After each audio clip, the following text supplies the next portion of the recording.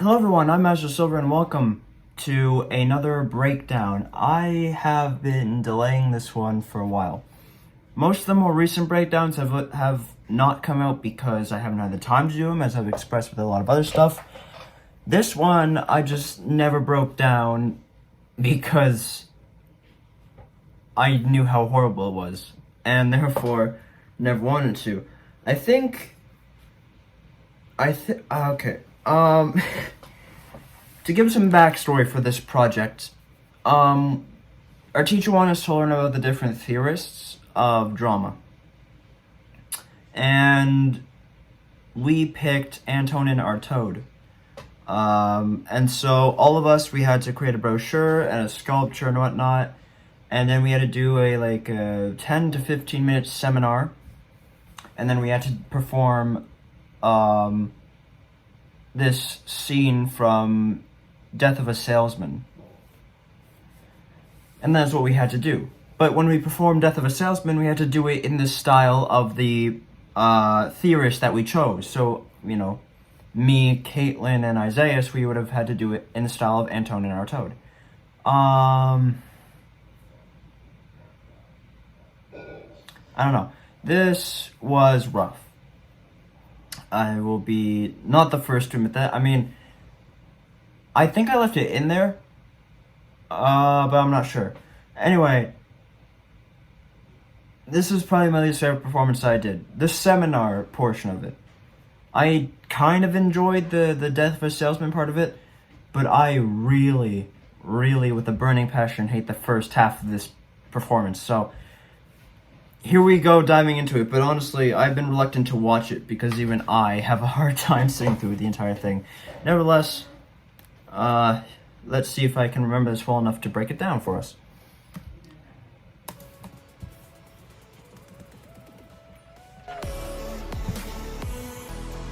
My old intro. Part 1 in this seminar. Okay, there we go.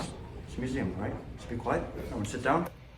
Alright, so as you could hear there, the person recording me is not Fun Godzilla 06, nor is it Eyeless Arts, because Eyeless Arts was in this performance. It's actually Bree. Bree is the one recording this, which was very weird at the time because we weren't friends yet. So, nevertheless, yeah. Okay. There. So we start out here, outside of the performance room, just because it was supposed to mimic, we want to do kind of a night at the museum type thing. So I was the teacher, and then my friend here, he's just one of the students, and everyone else is, a student still, but they're just watching the performance. So it was initially supposed to be night at the museum, but kind of like a school field trip to a museum type thing. I came up with the concept of it, but it was just horrible in execution. Also, I forgot how weird my hair was. It's so poofy. There we go. It's a museum, right? Just be quiet. Everyone sit down. Yeah. I do kind of like this starting out back here, though.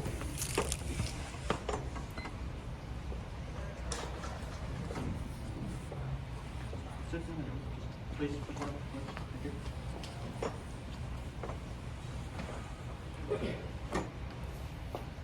Alright, hello everyone. Today we'll be learning about Antonin Artaud. This man, he was born 1896, September 4th. As you can see, I had to improvise that because that was the one time I messed up that line. I don't know why. There's the one time I messed up that line.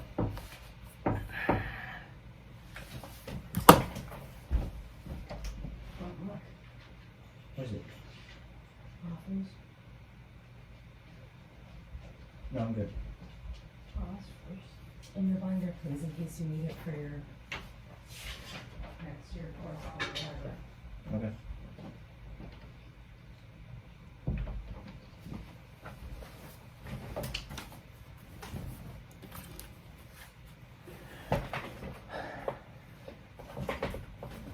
All right. I forget what I was talking about. Was I even talking about anything? I don't know. Anyway, let's continue. This guy, I tell you, funny story. He was actually debated to be both a genius and a bedlamite of his time. Of course, bedlamite, for those of you who are unaware of what it means, is, well, an insane person. But anyway, sorry for the weird introduction. Before we begin, does anyone have any knowledge they'd like to share before we get into the big facts? Oh, yes, very bold. You, come on, please. What's your name? Hello, my name is Neil, and was he the guy that believed Western theater became too realistic? Yes, very good. He created the theory of... Another thing about the seminar is that a requirement for the seminar was that we had to give, each of us individually had to give, like, was it 5 or 9 points? I can't remember what it was. I think it would have been 9 each. Yeah, I think we had to give 9 points each in this seminar. Which, isn't exactly ideal. It is not ideal. This was not a fun part of it to do. Everything just felt so forced. I wasn't really enjoying it. None of us, I don't think anyone in the class was really enjoying this part of drama, because theater history, it's not really for me. I'm good with present day. I don't need to know the inspirations. I'm good. Which is a little bit douchey, but still, I don't know. Theater of Cruelty, because of that, which is his theory on theater, believing that actions and emotion were far greater than words. Oh, that explains why his play, Jet of Blood, was only 3 pages long, yet had few words but a lot of action. Precisely. The movement and gesture used symbolized the images and attitudes and ideas of the mind, and helped create these violent and disturbing images on stage. Sometimes the images, the violence, it happened off stage just to leave those beautiful images to the minds of the audience. Oh, I should mention. Yes, that's kind of dynamic. And that's what I mean by, like, Night at the Museum-esque. She's a statue of Antonin Artaud. And then I'm a teacher, we're on a school field trip, he's a student that just happens to know a lot about it. And then when we're done saying our points, she moves and talks about her points, giving more elaboration to the points we've already made. And that was our dynamic. We would kind of rotate the three of us. That's kind of what we planned. It just, there was a lot of tension before the performance actually started. Yeah. Like me?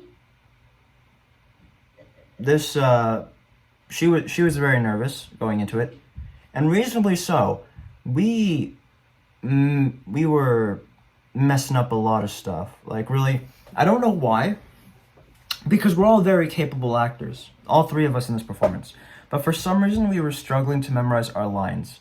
And honestly, I couldn't tell you why. Maybe it was nerves, maybe it was, time constraints, maybe it was the amount of work that we had. We were so focused on everything else, and the performance just kind of, at the end of the day, wasn't as important.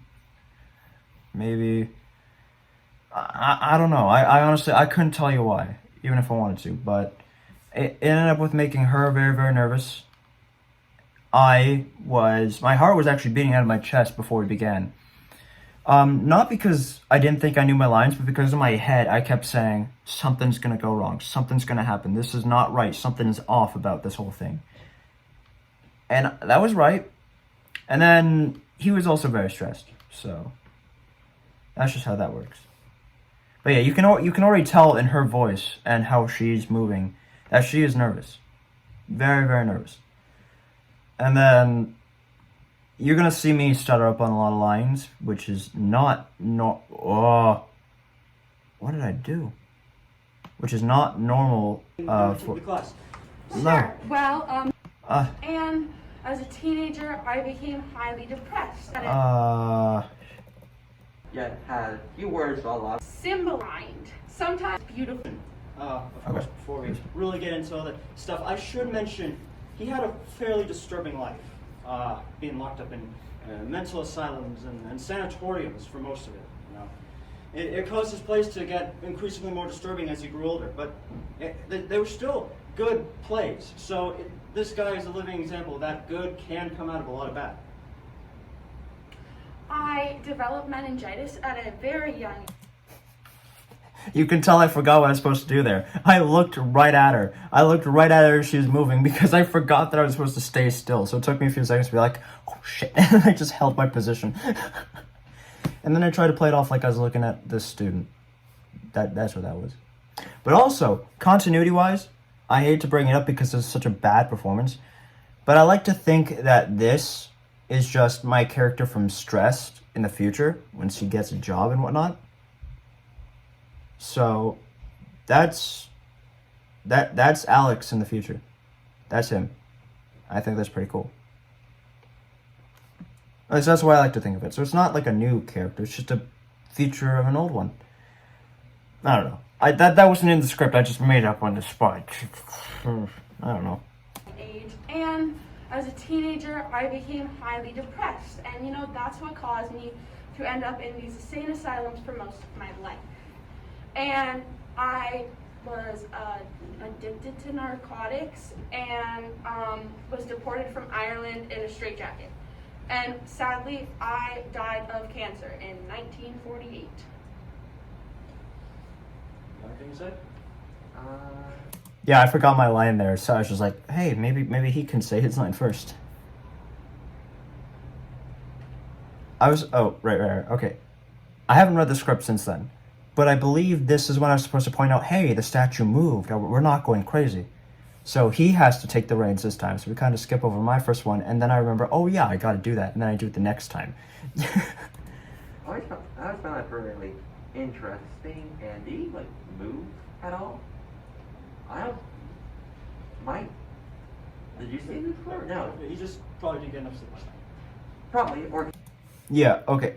I know I keep pausing right after the other, but this is something you'll also see happen in my culminating performance. I just kind of group lines together in order to produce what I should have said.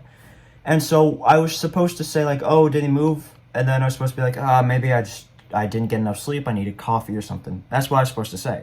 So when he improvises his line to point out that Artaud moved, I just say, you didn't get enough sleep last night. That's probably why. Because that's what I was supposed to say about me. So I just rotate my lines, which is, I guess some people would call it a skill. I don't really call it a skill, but I just know my lines decent enough that I can rotate them in a way that still makes sense when I need to. But yeah, so that's that, and I'll let the scene play out. You can actually watch the play for once. gives you better imagination. Anyways, is it true that? I know it's true. I hope you know it's true as well. That Artaud Improvisation. use a lot of sounds, costumes, and music and colors to assault the senses, to have his audience members feel more adverse into his shows, correct?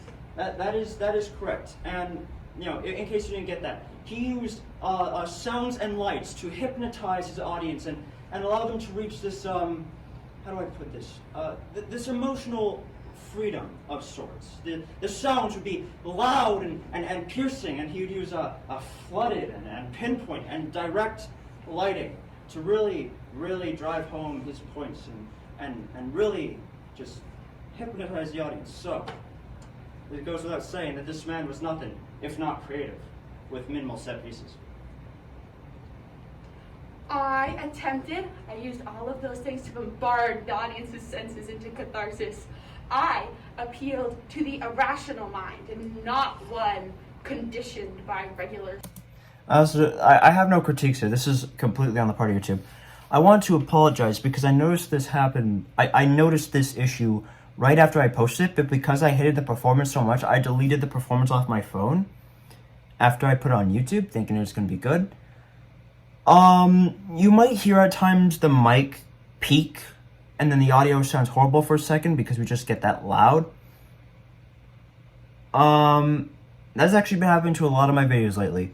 And not because I'm doing it. The weird thing is, on my phone, it sounds fine. On my phone, everything sounds okay from beginning to end. There's none of this peaking or whatnot. It's YouTube. YouTube makes the audio for some reason go weird, makes it all peaky, because on my phone it wasn't like this. On my phone you could hear everything decently. There was no blaring noises whenever we'd speak. And so I apologize for that. But that's not my fault. That's on the fault of YouTube while I was uploading. That wasn't me. On my phone that was decent. And then I couldn't upload a better version because I kind of deleted it off my phone. Nevertheless, just thought I'd point that out. Society, and by helping the audience undergo this emotional release, I appealed to the subconscious and helped free their minds from negativity. Okay, I am not very crazy, am I? He just moved! Okay, God, grip needle. Anyways, he did use a lot of colors, and he also used more like costumes than most performers that I know so far. But he didn't use modern costumes like Shakespeare did in his performances. He used more ritualistic based costumes in his performances because he wanted to break through like reality of some sorts. That's very true. Everyone, you should start taking lessons from him, if you're not going to take lessons from me. Now, he used projection and or film editing to help really get his point across. Film editing especially he really loved because of the juxtaposition between the performer's movements and gestures. He also, as per what he kind of alluded to, used oversized puppets and mannequins and effigies to create contrast between those and the sizes of the actors. So it just goes to help show how determined he was to define his theater of cruelty. In theater is the only place where once a gesture is made, it can never be made the same way twice. My theater of cruelty was an enhanced double of life. I created doubles between theater and metaphysics. And we, with the doubles, and if life is the double of theater, then theater has to be the double of life. Okay, you and me, right now, deep breaths. Okay, now that I know we're not crazy, I'm assuming you got something to add on about his ideologies? Yes, he used a lot of his type of techniques to break through reality, but not our reality as we know it in general, but the reality of the extraordinary by having the audience members sit right in the middle of his performances while the actors performed around him in certain scenarios. I always found that quite interesting and by far is kind of a unique type of technique for the audience members and the actors. Honestly, when you first came up here, I didn't think you were this knowledgeable about me. But also, I like the little demonstration you did. You could take lessons from this guy right here. And I said that before, I'm saying it again. But nevertheless, the extraordinary. Yes, the extraordinary was a reality not contaminated by the ideas of morality and culture. His art was to be a double of a higher form of reality.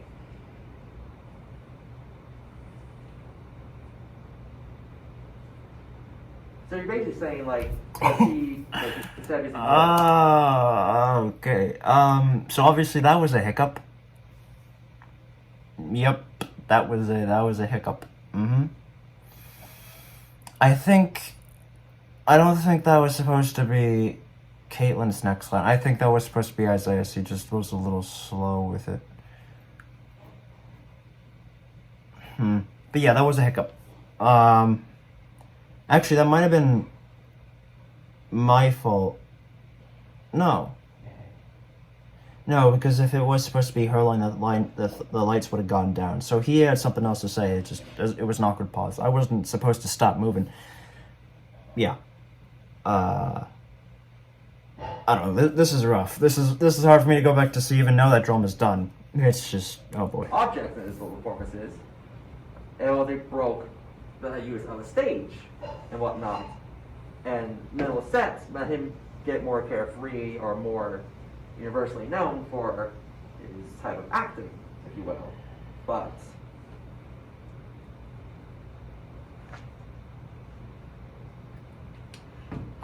so the goal was to make the audience feel trapped. And sometimes the audience, the actors, they performed on catwalks and in galleries right above them just to be able to look down and just to reinforce that feeling of trappedness and not being able to go anywhere. So, what we know as spoken poetry was the dialogue used in his performances. In case you didn't know, it's literally called spoken poetry. Kind of lame. Nevertheless, the text, the notion of text. The text was exilated, well, that was eliminated, and that might be English. I messed up that line. And I knew as I was saying it that I was going to mess it up because I couldn't get the wording right in my head. Like, something that really helps me is that I can memorize where my lines are in a script. Like, not just what the lines are, and I don't exactly remember the order of them specifically, but I just know whether a line is at the top of the page, I know when it's at the middle of the page, I know when it's at the bottom of the page. And that line, I couldn't get the words right in my head. I knew the words, I knew every word in that sentence, but I couldn't get it right before I had to speak it out loud. And so I ended up saying it out of order. But yes, I was supposed to say, I can't repeat the phrase. I don't even know if I still have the script, but I said that wrong. I did say that line wrong. So, Mr. Knowledge, do you care to add any more onto that? So, yes, I would, Mr. Afton. Okay, that's another thing. He says Mr. Afton. That's obviously a reference to FNAF. That's also it's something we came up with last minute because the initial idea that he had was to say yes, Mr. Teacher, which would have made no sense. Afton, I put in there because it was supposed to be in context like his nickname that people call him that Afton. But only that, like, I was creating all this backstory stuff afterwards. He's called Afton because his first name is Alex, so it makes sense. And his last name is, like, Freyton. So, Afton, it makes sense. I don't know, but that's his name now. Yeah, that's his name now. But yeah, so it's just a nickname, that's all. He's not the purple guy, I swear. Well, first off, he didn't really use a lot of Texas in his little type of forces, but his little signs were gesture and facial expressions.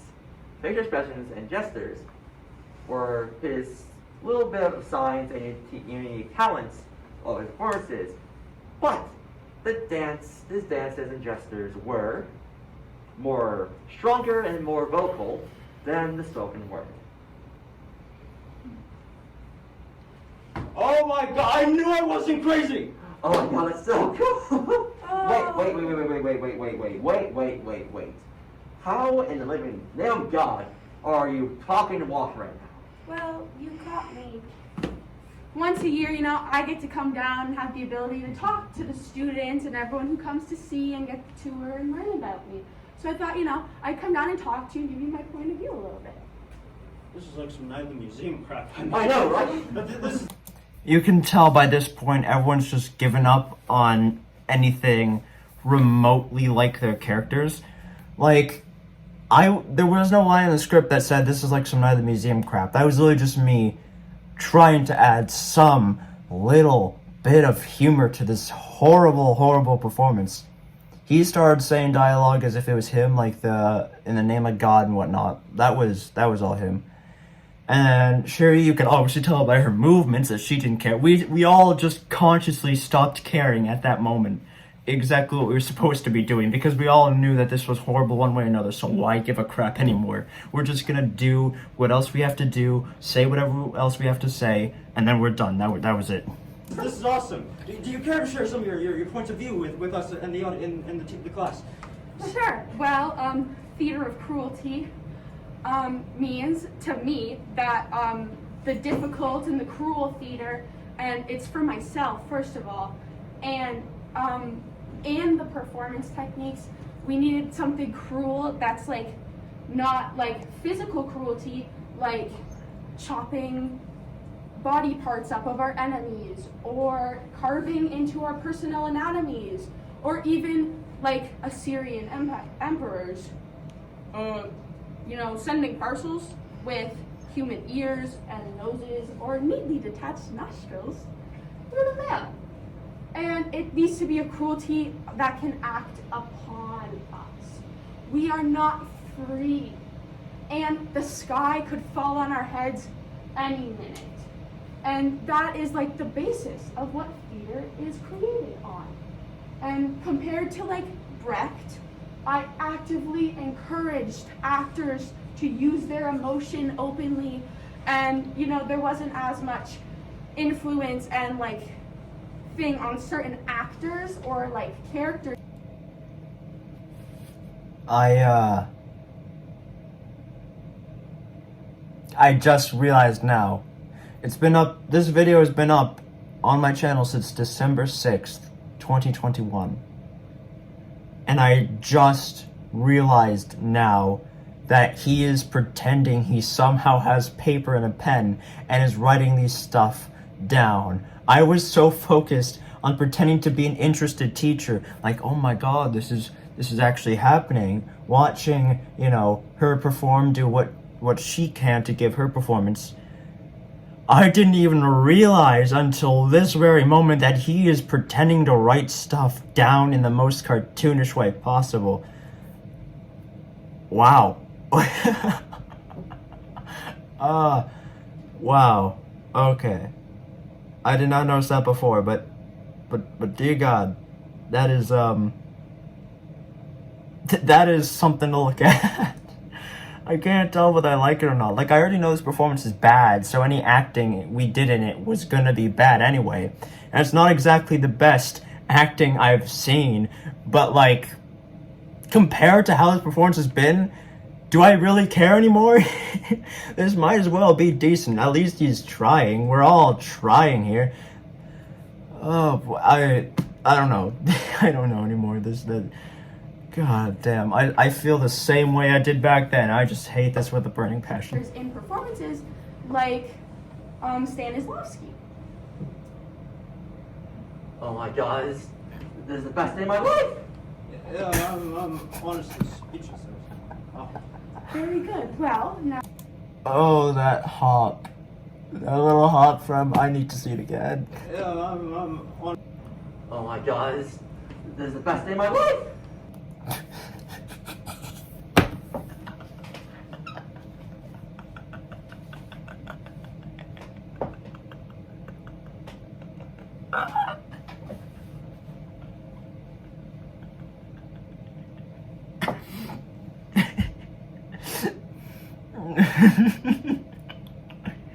Oh god.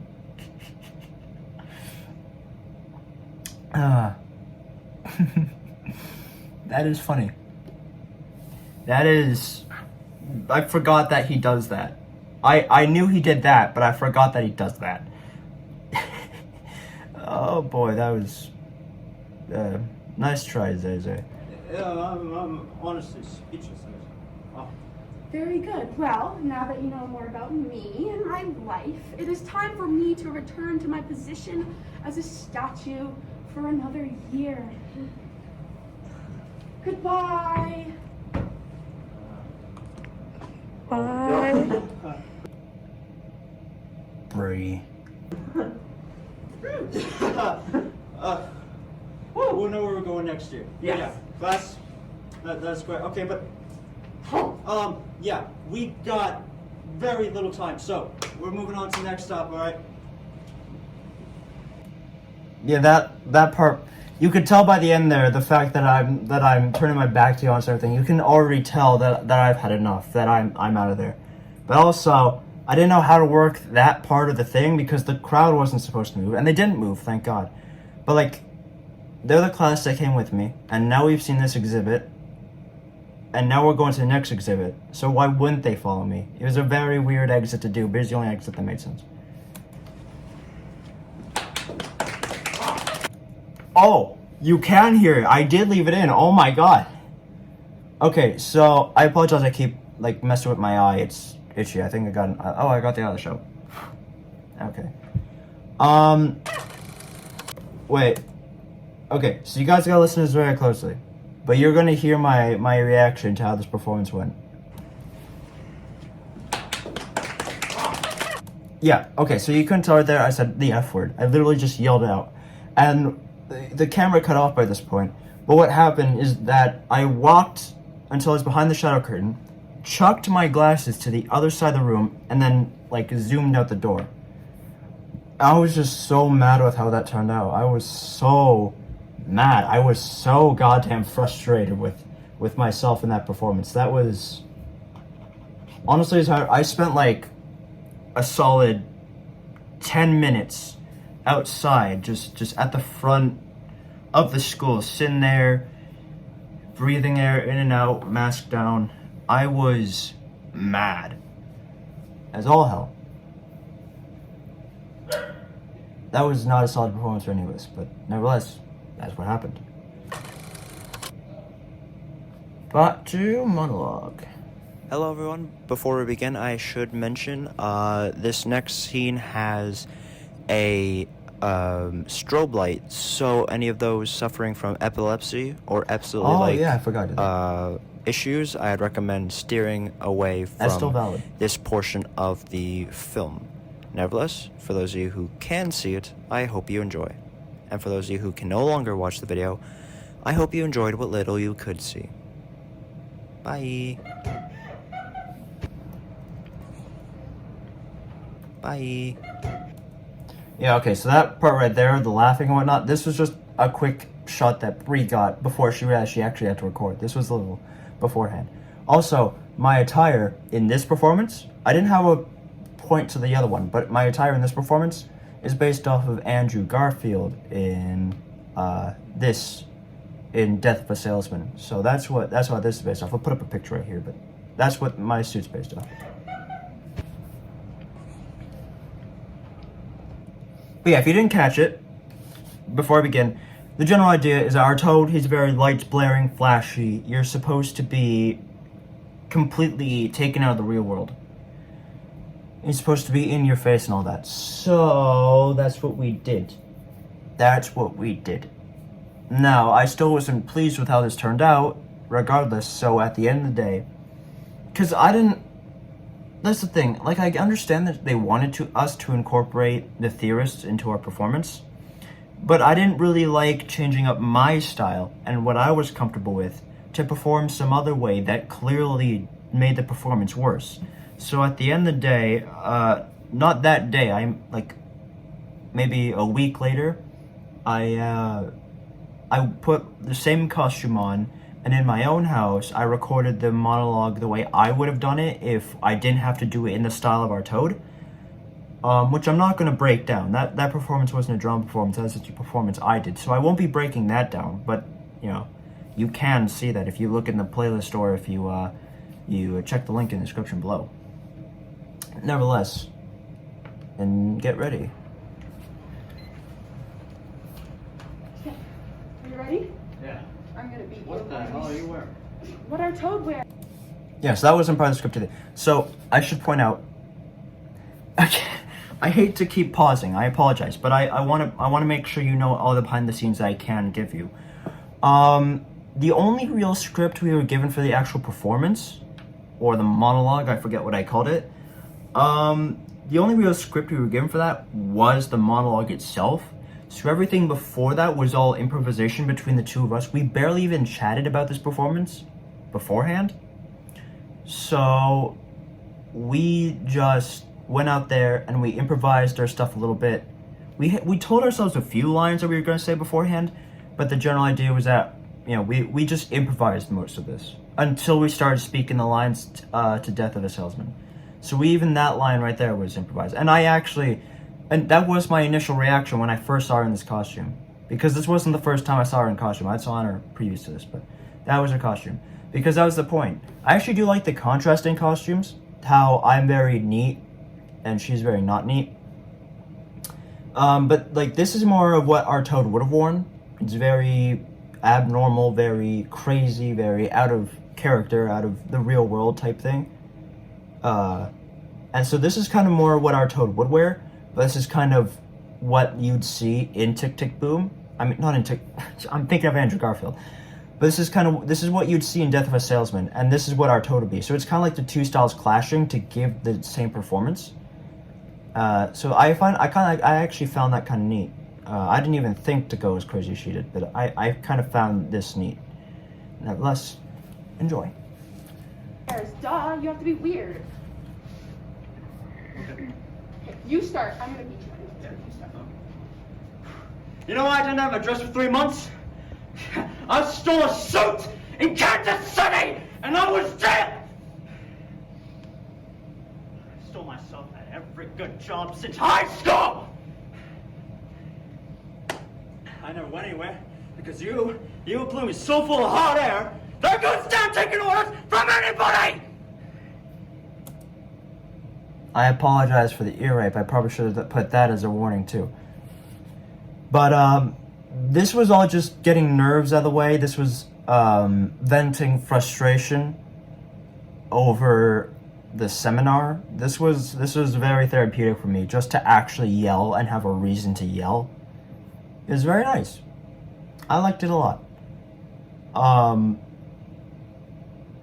But yeah, I apologize. Like, this video would have been a lot better if YouTube didn't mess up the audio, because now every other second you're gonna hear like me blow the mic, and that's not my fault because I didn't blow the mic in the actual performance, and when I can hear it in the audio in my camera roll, I didn't blow the mic. It's just on YouTube. For some reason when you upload it to YouTube, it blows the mic, and I don't know why, but enjoy. That's just what it is. And it's goddamn time that you learn that! I think that you need to be a little weirder. Hold on. I got this. Hold that. You have to move your body, you know? Ah! You know why I had no address? Yeah, so really everything we did, as I said, was improvised. The only thing we did was memorize the lines. Aside from that, everything was improvised. We're just gonna keep tagging each other in until we eventually finish the monologue. For 3 months? Because I stole a suit in Kansas City and I got jailed because of it! You know, I stole myself out of every job since high school. Yeah, so if you can't tell what we're doing off camera, like even right there, or what I was doing earlier, the reason we're going with such levels and we keep going up and then crouching back down, then getting back up and crouching back down, is because we're getting in the faces of the crowd. I do record the performance, but I don't usually try to allude to the fact that the camera is there. So we were focusing on the crowd because the crowd was the important part. So being in the faces, doing the Artaud style, we were in the faces of the crowd. And that's what we're doing. That's what she's doing right now. That's what I'll be doing eventually. That's what that is. That's all. In case you thought that was weird. And I never went anywhere because of it. Because you. Oh! You blew me so full of hot air that I didn't listen to anyone. Because of it. This is all your fault. See? You have to be big and loud and ah!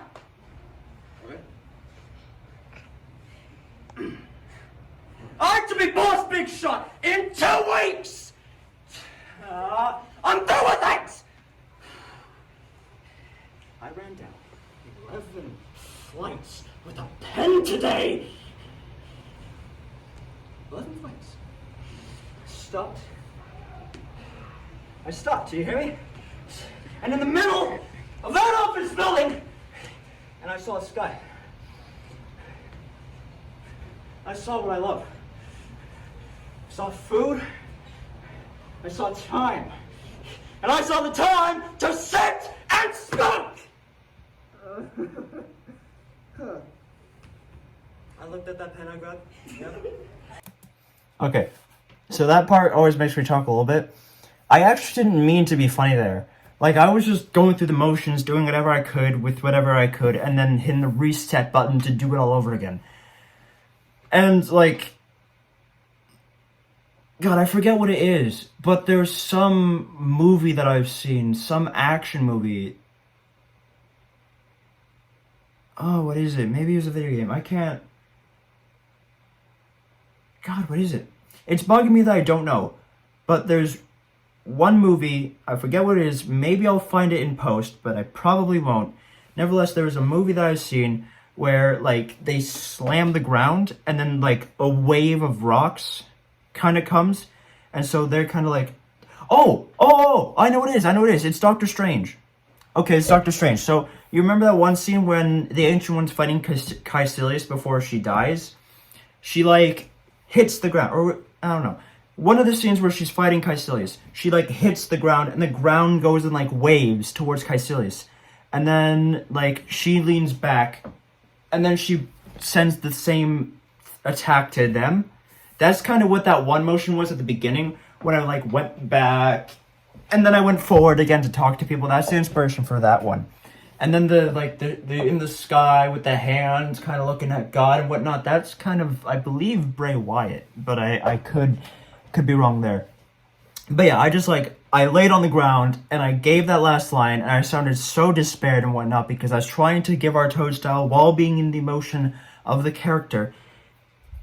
And then I hit the reset button and I was all calm to give contrast so I could go back and be creepy again afterwards.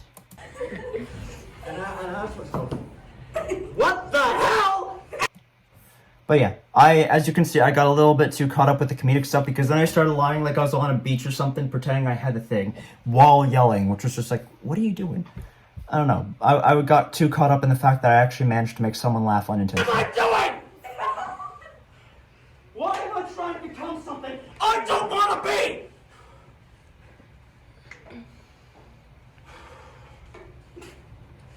What am I doing in an office?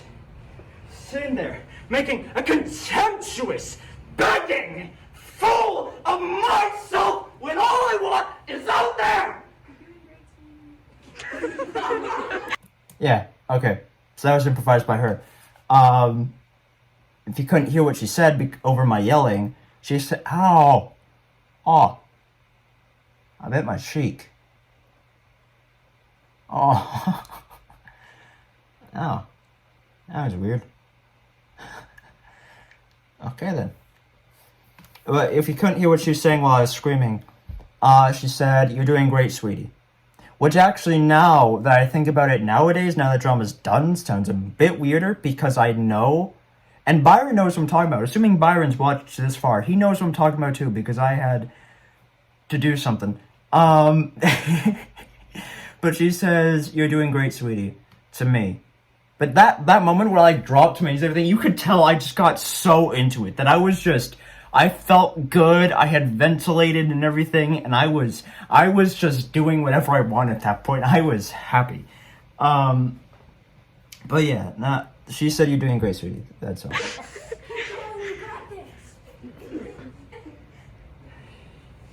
Why can't I say what I am? I mean, Pop, I'm a dime a dozen! And you are too! I'm no leader of man. And neither are you, Willie! $1 an hour. You're just a hard drummer who... Okay, you've got to feel the emotion. Look at, there's people all the way over here. You have to, like, force it into them, you know? Force it into them! Get it in their heads! Just go! Then show me. Yeah. I think at that point I was starting to forget my lines because I'd already skipped over a line there. And you'll know like I said every line perfectly when I did it by myself. So if you want to go back and see how it's supposed to be said, go check that out again. But yeah, I think I was starting to forget my lines here. Or I just wanted to give her some time to do what she wanted to do. So I guess that's what that is. I'm going from wherever you left off. Pop! I'm $1 a dozen. And so are you. I'm not a leader of man, And neither are you, Willie. Ah! I don't know why she keeps doing that scream, but honestly, that was... I don't know. I can't tell you why she kept doing that noise, but she kept making that noise, I can't tell.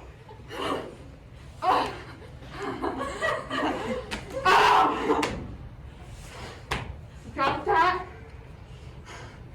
You're just a hardworking drummer who landed in the ash can like all the rest of them.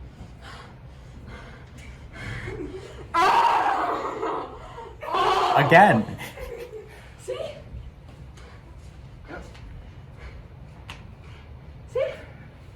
Okay. Get in. Make some weird noises. Get in them, you know? Get in their minds. Weird. Yeah, okay, so that was improvised by me. But it's also because, like, I knew at least a few people. Like, I knew that line, if anything in the performance was going to make people laugh, I knew that line was. And it's a shame that YouTube screwed up the audio, otherwise you would have been able to hear that. But, what she said was, get in them, and I just paused for a second, and I looked up at her, I was like, in them? and so that's what that was. But yeah, I knew if anything, that would be what made some people laugh. Noises. Get in them, you know? Get in their minds. Oh yeah, Bree's also recording this one. I am a bucket hour!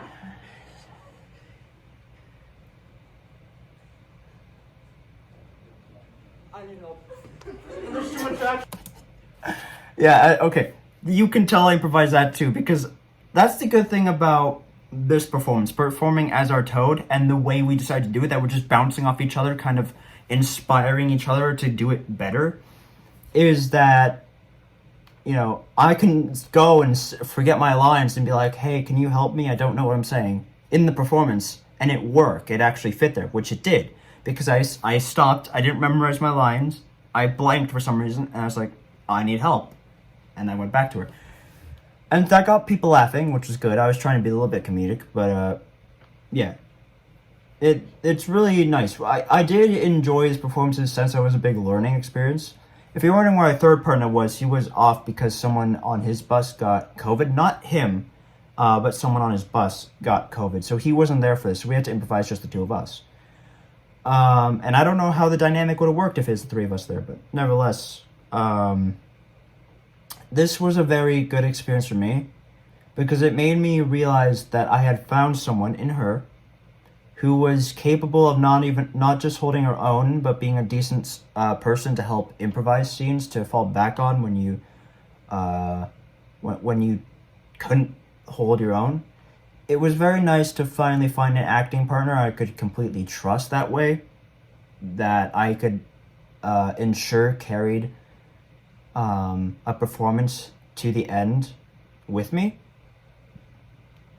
And it was just nice. It was nice to have someone to fall back on. And this performance taught me that I could on her, because she was a very good actor, and I applaud her for that.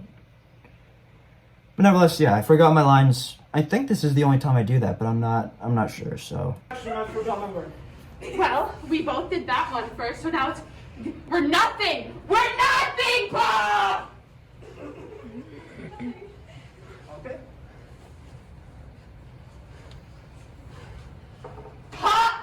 Oh, there, go! Like that, go! Yeah, that was a clear miscommunication, because I got ready to do my thing, and I was about to start doing it. As you can tell, as she's saying it, I start spinning to get back into my thing, but then she starts doing it at the same time. Oh, man. The times when being synchronized is the absolute worst thing that could ever happen. Oh, there, go! Like that, go! Fine. You're nothing! I'm nothing, Pop! Can't you understand that? I don't know why that voice happened, but I just started speaking like that. Like, that's how crazy I was going. I was just... I just lost myself in that performance. I just started doing everything without thinking about anything. And that's what happened. I don't know why. I started speaking like that. I don't know. No, you can't. You can't understand anything. I went off the rails. Yeah, even I say right there, I noticed immediately what happened because I started speaking that voice. It's like, okay, if I keep doing the Artaud thing, I'm going to remain speaking that voice and then I'm gonna get called on it. So I have to stop right now. I don't understand anything. I went off the rails.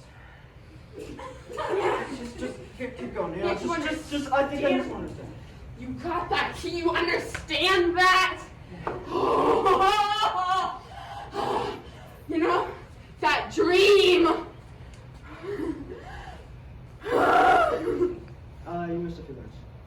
I believe it's supposed to go. There's no spark in it anymore! That was actually very nice on my part. That's what I meant to do when she stopped me the first time. That was kind of like a little nod to Randy Orton there. So that's pretty cool. That's it. I started giving the death stare. I'm just what I am. So why don't you let me go for Christ's sake?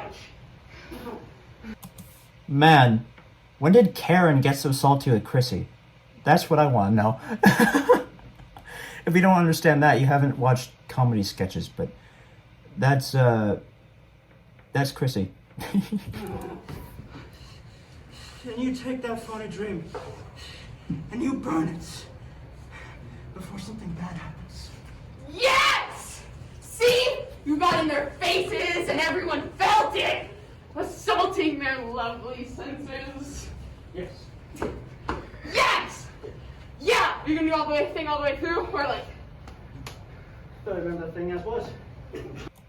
Yeah, okay, so this part, we're almost at the end. Don't worry, I get this almost an hour. Jesus Christ. But, just to give context here, we've done the whole, like, we missed a lot. And, like I said, if you want to see how it's properly supposed to be performed, how it's supposed to be said and whatnot, check my video. But, she asked the question if I want to run through the whole thing by myself, because the initial plan was for every group to show their style. And then one of the members of that group speaking the whole monologue in that style. But at that point, it hadn't officially become a thing yet. But at that point, we were starting to run low on time, so the teachers stopped, making it a requirement that we had to do it. But that was after us. In this performance, we kind of just gave up on it because we knew we'd been taking a while, and both of our voices were thrashed from yelling and everything. Even a professional screamer like me, I was thrashed because I had not drinking any water that day, which was a horrible mistake. And I probably could have done the monologue if I had drinking water, but I hadn't. But also, my reaction to it was very genuine because that was my fear. I would have done the monologue myself. I would have loved to take up that honor. But that's what I feared. I feared that because I had already forgotten my lines. I had already messed it up twice. I already had to rely on Caitlin twice. So at that point, I just replied with, I could barely remember it as is. Or something like that. I forget what I actually said there. You can watch it for yourself and determine what I said. But I said something like that because I knew as much as I wanted to feel prideful for taking up the challenge, as much as I wanted to redeem myself that much more from the seminar, I knew I couldn't. I knew I wouldn't have been able to. And so we just ended it there. Okay. I think you did a pretty equal job. Water break? Yeah. Let's go. And then we improvised that was just the ending, and that's how it was.